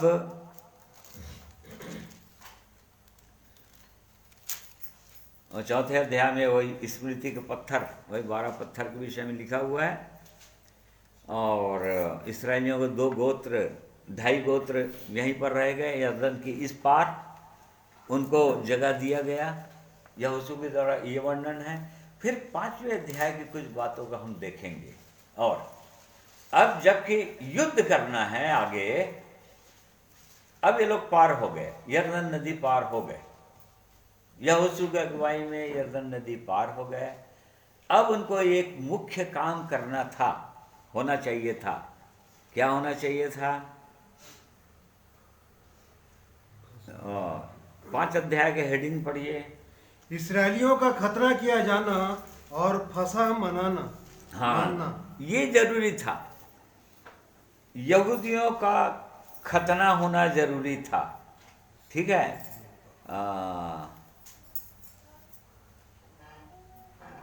यहाँ से पढ़ी, 6 पद से पढ़ी, 7वां पद पढ़ी। क्योंकि इसराइली तो 40 वर्ष तक जंगल में फिरते रहे, जब तक उस सारी जाति के लोग, अर्थात जितने युद्ध के योग्य लोग मिस्र से निकले थे, वे नष्ट ना हो गए, क्योंकि उन्होंने यहोवा की ना मानी थी।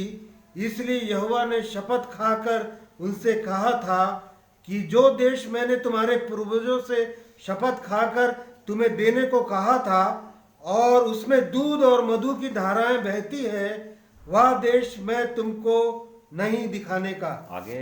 तो उन लोगों के पुत्र जिनको यहोवा ने उनके स्थान पर उत्पन्न किया था, उनका खतना यहोशू से कराया, क्योंकि मार्ग में उनका खतना ना होने के कारण वे खतना रहित थे। हाँ, उनका खतना होना था। इस्राएली जातियों का, यहूदियों का, सबका खतना होना था, मेल चाइल्ड का। ये परमेश्वर की योजना में था इस्राएलियों के लिए।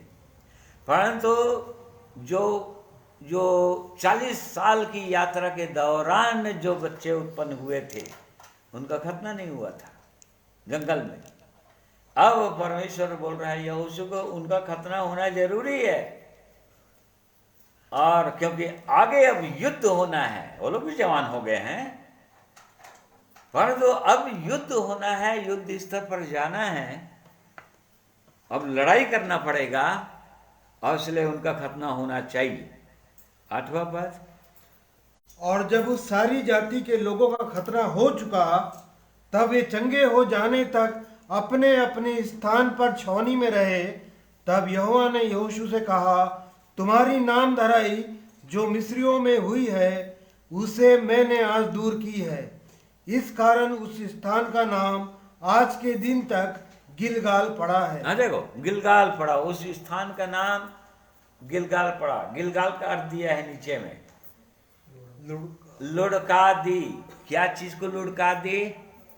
तुम्हारी नाम धराई जो मिस्रियों में हुई थी, और संसार में रहते हुए इस पाप में डूबा हुआ जीवन, अरे इनका जीवन तो ऐसा गंदा था, इसलिए अपन गवाही देते हैं, अपने जीवन की गवाही देते हैं कि हमारा जीवन कैसा था, कैसे पाप में हम डूबे हुए थे, और संसार के लोग हमको किस रूप में देखते थे, पापों में डूबे हुए ऐसे रूप में देखते थे हमको, घमंडी, लालची, इस रूप में देखते थे।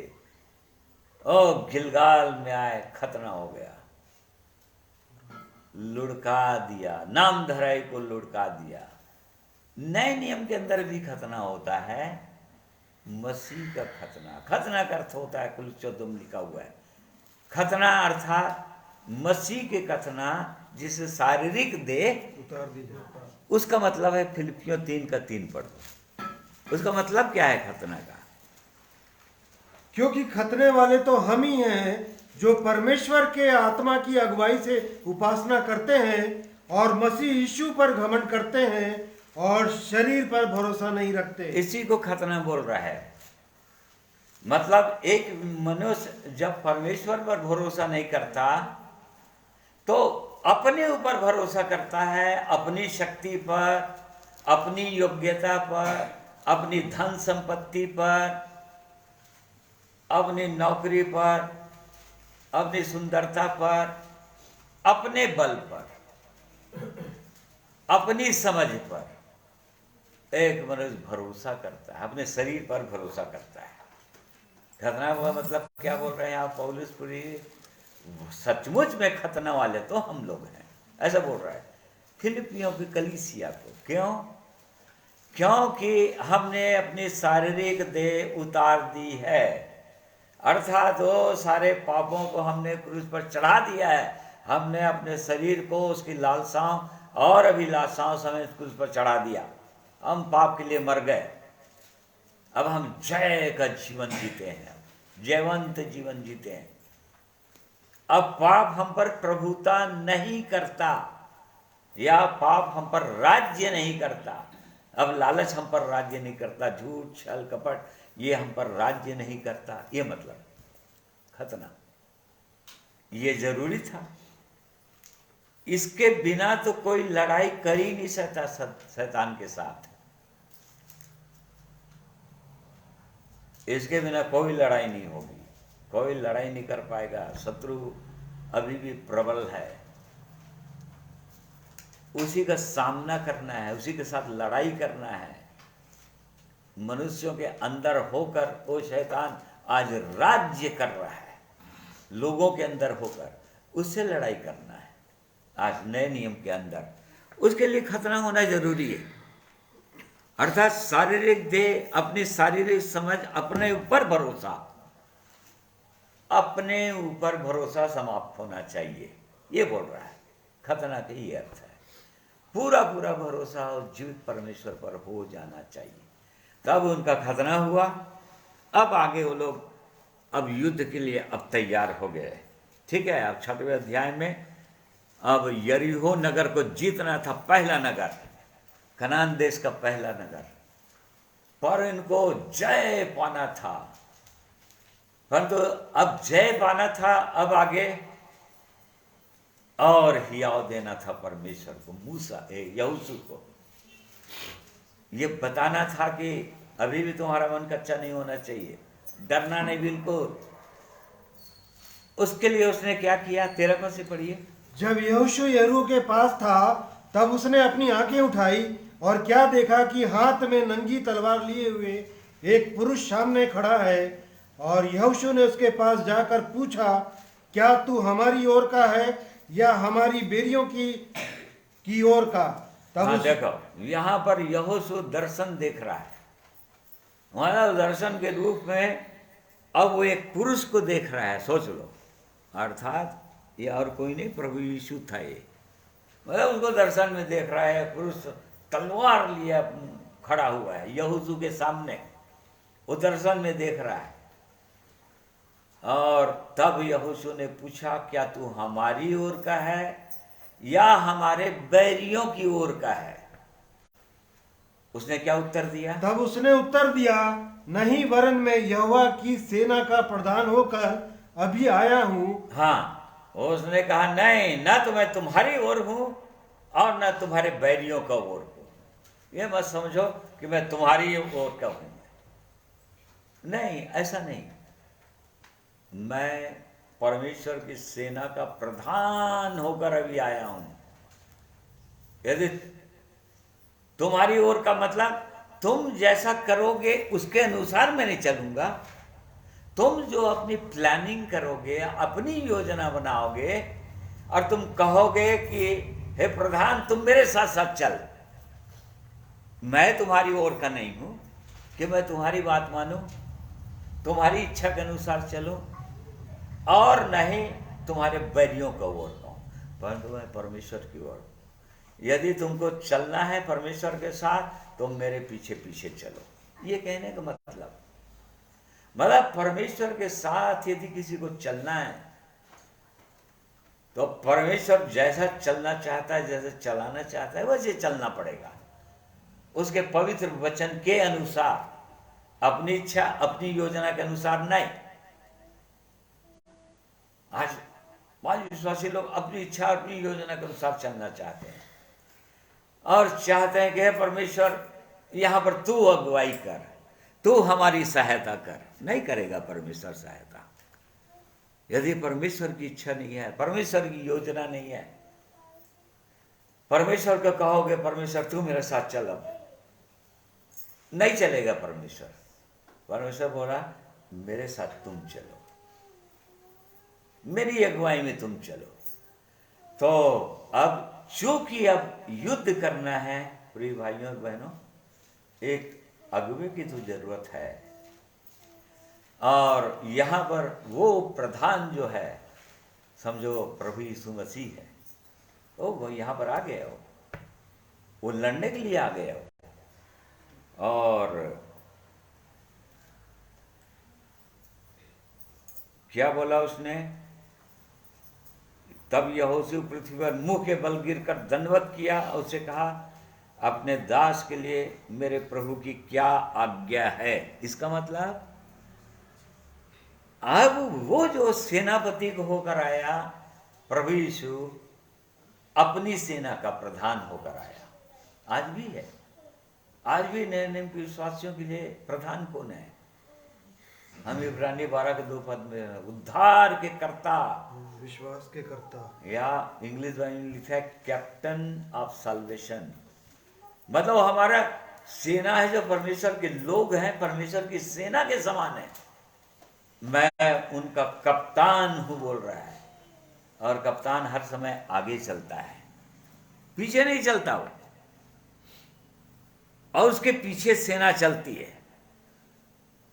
आगे चलता जाएगा कप्तान और वो उसके पीछे सेना चलेगी। चलो मैं तुम्हारे युद्ध में तुमको आगे बढ़ाऊंगा।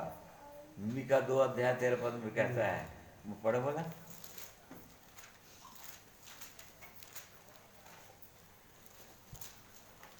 उनके आगे आगे बाड़े को तोड़ने वाला गया है, इसलिए वे भी उसे तोड़ रहे हैं और फाटक से होकर निकले जा रहे हैं। उनका राजा उनके आगे आगे गया, अर्थात यहोवा उनका सरदार और अगुवा है। देखो ओ परमेश्वर, ओ प्रभु यीशु आज हमारा सरदार और हमारा अगुवा है, जिसने क्या किया है, हमसे आगे बाड़े को तोड़ते हुए गया है, अर्थात हर चीज पर जय पाते गया है। उसके विषय में लिखा है प्रभु यीशु के विषय में कि हमारी न्याय वो भी परखा गया।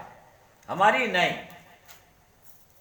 एक मनुष्य की न्याय वो भी परखा गया, अर्थात वो अभिलाषाएं उनके जीवन में उठी या ऐसा वातावरण रहा जो जो जो जो अभिलाषाएं उनको गिरा सकता था या पाप में डुबा सकता था। इसीलिए इब्रानी 5 में लिखा है, उसने प्रार्थना और विनती किया, रो रो कर प्रार्थना किया, जो उसको मृत्यु से अर्थात पाप की मृत्यु से बचा सकता था, पाप से बचा सकता, बचाया। वो तोड़ते हुए गया, जय पाते गया। इसलिए बोल रहा है जब हमारा कप्तान जय पाते गया है और जो लोग उसके पीछे पीछे चल रहे हैं, प्रभु यीशु के पीछे पीछे, वो परमेश्वर के वचन में वो भी जय पाते हुए जाएंगे। जो लोग प्रभु यीशु के पीछे चलते हैं वो लोग निश्चित रूप से जय पाते जाएंगे, वो लोग जयवंत होते चले जाएंगे, क्योंकि हमारा प्रभु जयवंत से भी बढ़कर है। पौलुस प्रेरित अपने विषय में कहता है, अपनी गवाही देता है, हम जय के उत्सव में, परमेश्वर हमको जय के उत्सव में लिए फिरता है और जयवंत जीवन जिलाता है। हम जयवंत से भी बढ़कर हैं बोल रहा है। तो ऐसा वो अगुआ है हमारा, वो अगुआ के रूप में ले जाएगा आगे, और तो हमको भी उस अगुए के पीछे ही चलना है, और अगुए के पीछे चलेंगे, जय के उत्सव में जाते जाएंगे। प्रभु यीशु ने कहा, जो मेरे पीछे हो लेगा वो अंधकार में नहीं चलेगा, जीवन की ज्योति मतलब प्रकाश में चलेगा। फिर अंधेरा उनके जीवन में राज्य करेगा ही नहीं। अंधकार अर्थात कोई भी पाप उनके जीवन में राज्य करेगा ही नहीं, क्योंकि जय के उत्सव में लिए फिरता है। वो जयवंत जीवन में आगे बढ़ाता ही चला जाएगा।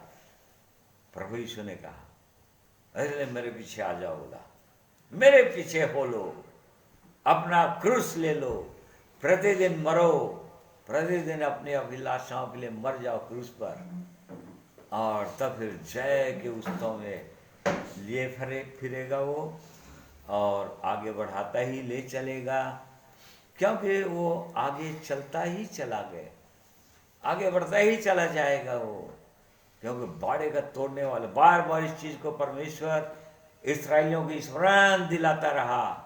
नाव का 3 प्रमाण है, वो व्यर्थ विवरण,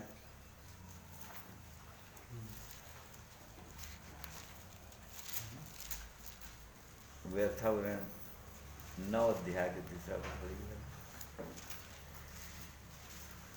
हाँ पढ़ो। इसलिए आज तू यह जान ले कि जो तेरे आगे भस्म करने वाली आग के समान पार जाने वाला है, वह तेरा परमेश्वर यहोवा है। बार बार इस बात को परमेश्वर स्मरण दिलाता रहेगा। क्या करेगा वो आगे जाके? और वह उनको सत्यानाश करेगा। कौन करेगा सत्यानाश? तुमको नहीं करना पड़ेगा, वो करेगा तुम सत्यानाश अपने शत्रुओं का। वो सत्यानाश करेगा, क्योंकि वो भस्म करने वाली आग है। और आगे, वह तेरा परमेश्वर यहोवा है और वह उनका सत्यानाश करेगा, और वह उनको तेरे सामने दबा देगा, और तू यहोवा के वचन के अनुसार उनको उस देश से निकाल कर शीघ्र ही नष्ट कर डालेगा। देखो, शीघ्र ही नष्ट कर डालेगा। देखो, शीघ्र नष्ट कर डालेगा उस देश को। क्या सोच रहे हो बोल रहा है, ऐसा परमेश्वर है वो। और उनको दबा देगा बोल रहा है। उनको क्या करेगा? दबा देगा। तेरे सामने। हाँ, तेरे सामने दबा देगा वो। ऐसा करता वो बोल रहा है परमेश्वर। वो अद्भुत महान परमेश्वर है, जय दिलाने वाला परमेश्वर है वो। बहुत अद्भुत परमेश्वर है। फिर उसके बाद हम आगे देखते हैं यहोशू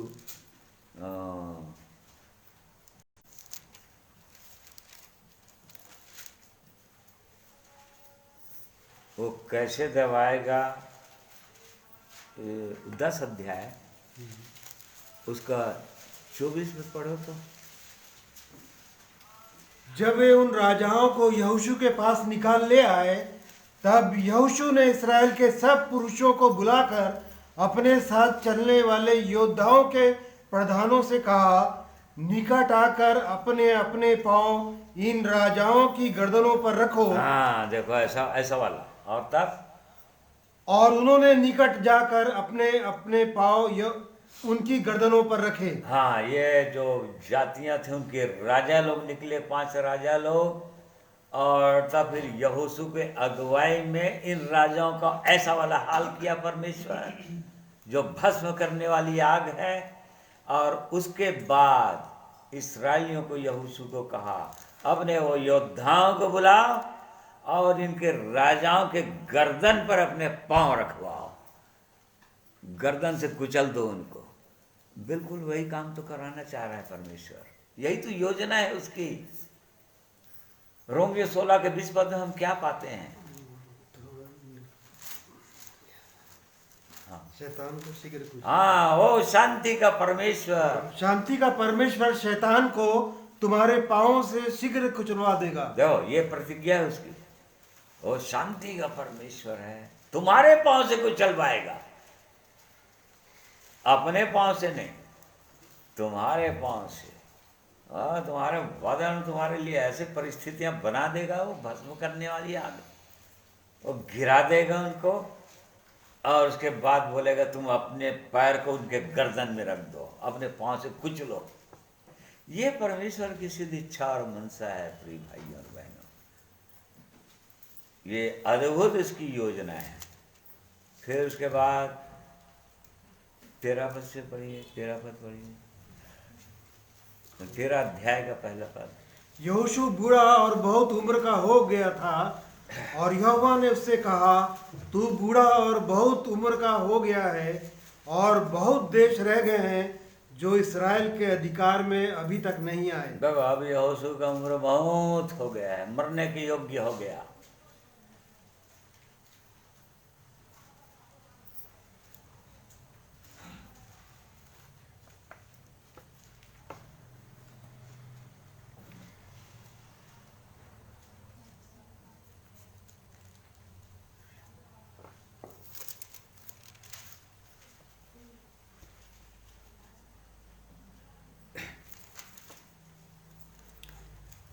तो देखो परमेश्वर यहाँ पर बोल रहा है कि यहोशू को, जो काफ़ी कमज़ोर हो गया, बूढ़ा हो गया, अब आगे चलकर उसकी मृत्यु हो जाती है, परंतु वो परमेश्वर बोल रहा है कि अभी भी बहुत देश रह गए हैं जो इस्राएल के अधिकार में अभी तक नहीं आए।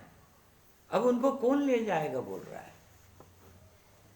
उसके बाद यहोशू और कालेब 2 जने थे जो इनकी सहायता कर रहे थे।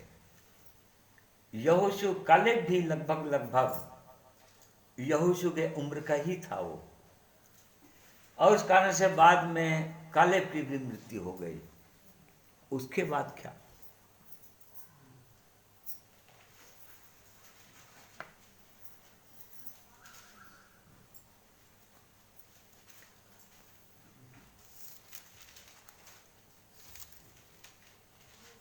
उसके बाद क्या हुआ? न्यायियों की पुस्तक में हम लोग पढ़ते,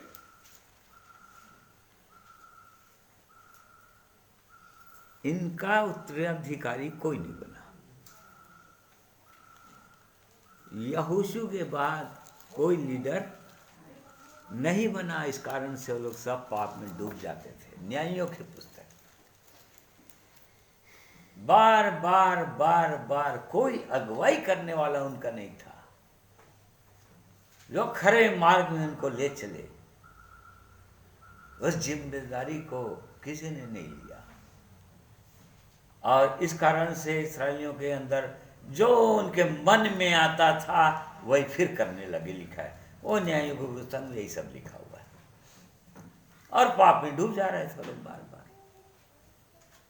ऐसी दशा आ गई पूरी रीति से। परंतु वो परमेश्वर चाहता है कि, इसलिए परमेश्वर बार बार जब तक ये लोग थे तब तक ये कह रहा था। 18 अध्याय उसका पहला पद पढ़िए तो। फिर इस्राएलियों की सारी मंडली ने शीलो में इकट्ठी होकर वहां मिलाप वाले तंबू को खड़ा किया, क्योंकि देश उनके वश में आ गया था। और इस्राएलियों में से 7 गोत्रों के लोग अपना अपना भाग बिना पाए रह गए थे। तब यहोशू ने इस्राएलियों से कहा, जो देश तुम्हारे पूर्वजों के परमेश्वर यहोवा ने तुम्हें दिया है, उसे अपने अधिकार में कर लेने में तुम कब तक ढिलाई करते रहोगे? परमेश्वर बार बार बोल रहा है, आज भी हमको बोल रहा है, आज भी अभी के विश्वासियों को बोल रहा है। ओ परमेश्वर ने तुमको दे दिया है, शैतान को हरा दिया है, क्रूस पर निकम्मा कर दिया है। अब शैतान तो तुम पर प्रबल हो नहीं सकता। तुम्हारे लिए उपाय कर दिया हूं मैं, पवित्र आत्मा रूपी सामर्थ्य को दे दिया हूं, अपने वचन को दे दिया हूं, कलीसियाई संगति को दे दिया हूं। परंतु अभी भी तुम अपने अधिकार में लेने में कब तक ढिलाई करोगे? कब तक जयवंत जीवन पाने में चुके रहोगे? जय का जीवन में कब आओगे? ओ भरपूरी के जीवन में कब आओगे? ये परमेश्वर पूछ रहा है।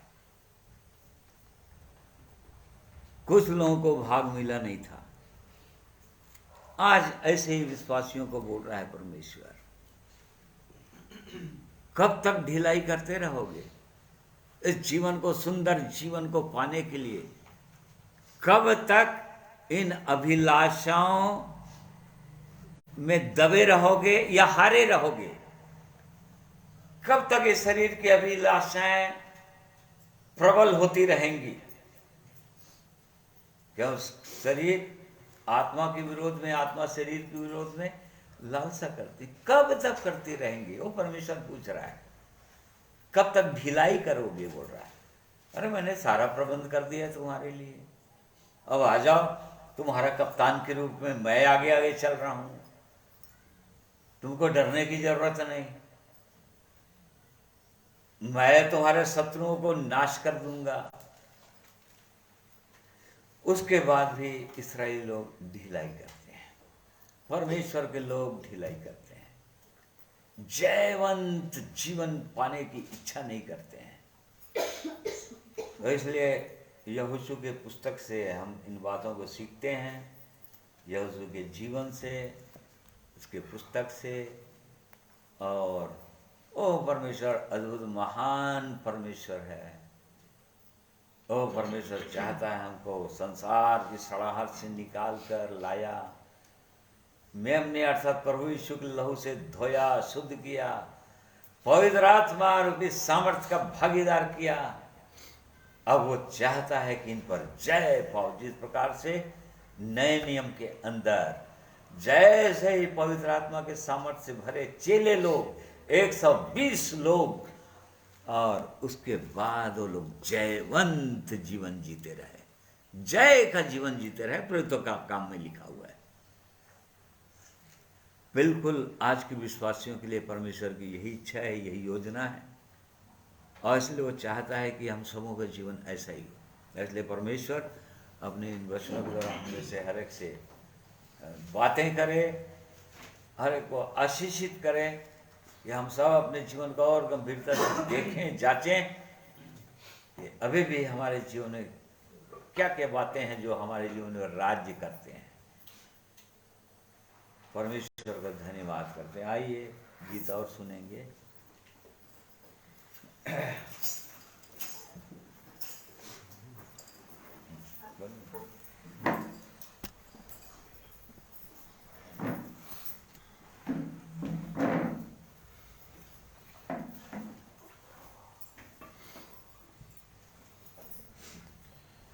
परमेश्वर पिता का धन्यवाद देता हूँ सुंदर वचन के लिए। सचमुच में परमेश्वर का वचन जीवित है, प्रबल है, जो हर पल हमसे बातें करना चाहता है। इसलिए मैं ऐसे पवित्र सामर्थी वचन के लिए परमेश्वर पिता का धन्यवाद देता हूँ।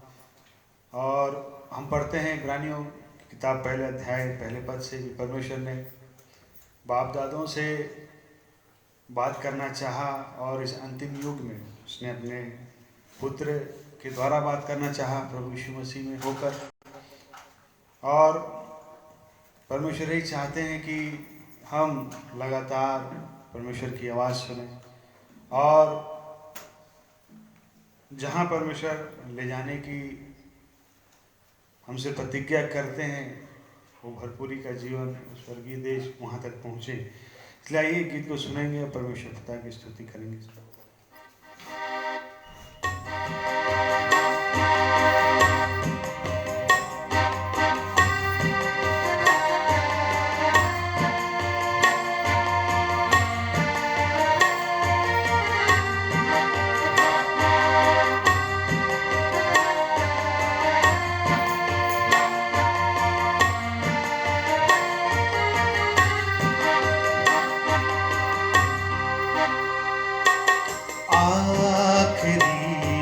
आवाज है तुम्हारे लिए है, आखिरी आवाज है तुम्हारे लिए है। अगर तुम माना चाहो मेरे घर में जगह है, अगर तुम आना चाहो मेरे घर में जगह है, आखिरी आवाज है तुम्हारे लिए है, आखिरी आवाज है तुम्हारे लिए है।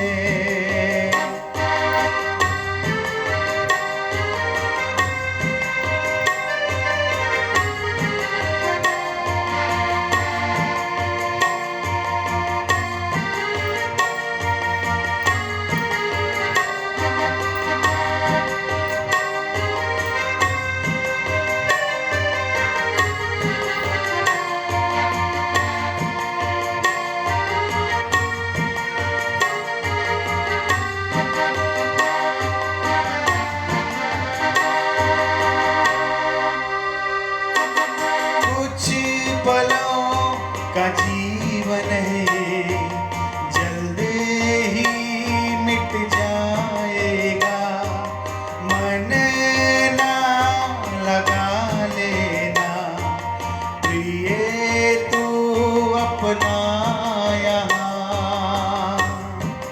कुछ पलों का जीवन है जल्दी ही मिट जाएगा, मन ना लगा लेना प्रिय तू अपना यहाँ। देख द्वार पे वो है खड़ा लेने हम सबको वो यहाँ, आखिरी आवाज है तुम्हारे लिए है, आखिरी आवाज है तुम्हारे लिए है। अगर तुम माना चाहो मेरे घर में जगह है, अगर तुम माना चाहो मेरे घर में जगह है, आखिरी आवाज है तुम्हारे लिए है।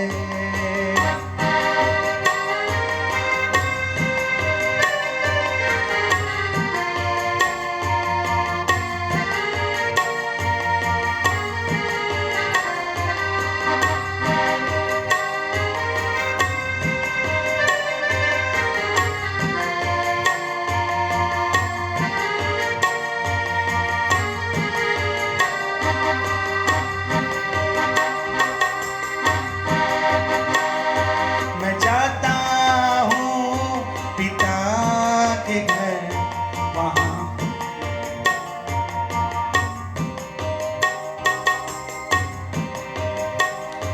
मैं जाता हूँ पिता के घर वहाँ बहुत ही स्थान है।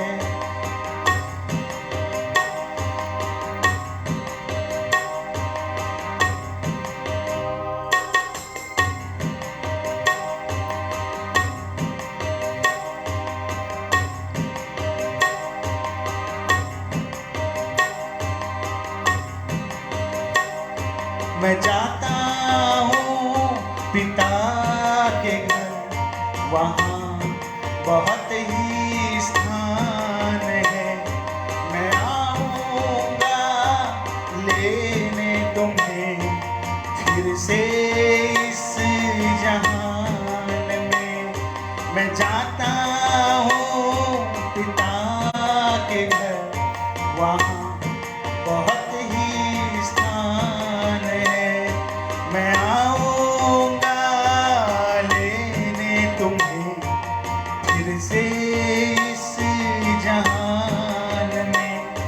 जहाँ मैं रहूं वहाँ तुम रहो, सदा सर्वदा के लिए। जहाँ मैं रहूं वहाँ तुम रहो, सदा सर्वदा के लिए। आखिरी आवाज है तुम्हारे लिए ही है, आखिरी आवाज है तुम्हारे लिए ही है।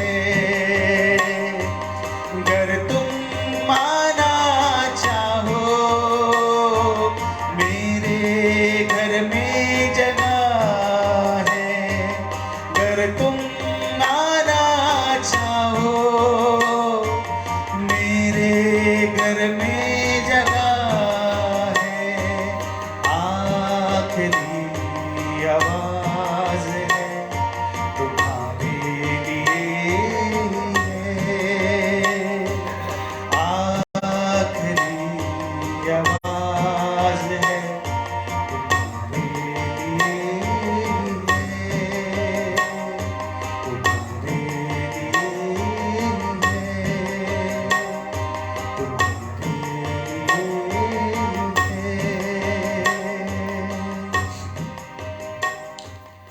परमेश्वर पिता का धन्यवाद देता हूँ इस गीत के लिए। सचमुच मेरे प्रियो परमेश्वर ने, और इसलिए यदि हमारी ये आशा है कि हम भी उस परमेश्वर के साथ, प्रभु यीशु के साथ जाना चाहते हैं, प्रभु यीशु मसीह ने कहा कि तुम मेरे योग के फल लाना। और यदि सचमुच में हम चाहते हैं जाना, तो हमको अपनी तैयारी करनी है इस पवित्रता के मार्ग में जिसमें परमेश्वर ने चुन के हमें लाया है। हजारों और लाखों लोगों के बीच में से हम पर अनुग्रह किया है। तो इस संसार में हमको उस परमेश्वर की योग्य चाल चलना है ताकि हम तैयार रहें। और चाहे कैसी भी परिस्थिति क्यों ना आए आगे, चाहे कैसी भी मुसीबतें क्यों ना आए आगे, यदि हम चलते रहेंगे परमेश्वर के संग संग, तो हम उन हर एक परिस्थितियों का सामना कर सकेंगे और परमेश्वर के सम्मुख दृढ़ रह सकेंगे, विश्वास में दृढ़ रह सकेंगे। इसलिए परमेश्वर पिता को मैं धन्यवाद देता हूँ सुंदर गीत के लिए।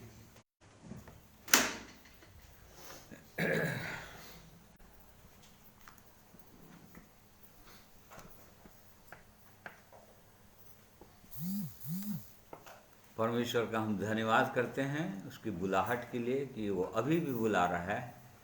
हर उन भटके हुए और खोए हुए लोगों के लिए बुलाहट है। वो परमेश्वर अवसर दिया है, और इसलिए आज भी जो आना चाहते हैं वो प्रभु के पास आ सकते हैं। और इसलिए हर एक को प्रभु यीशु के पास आना ही चाहिए,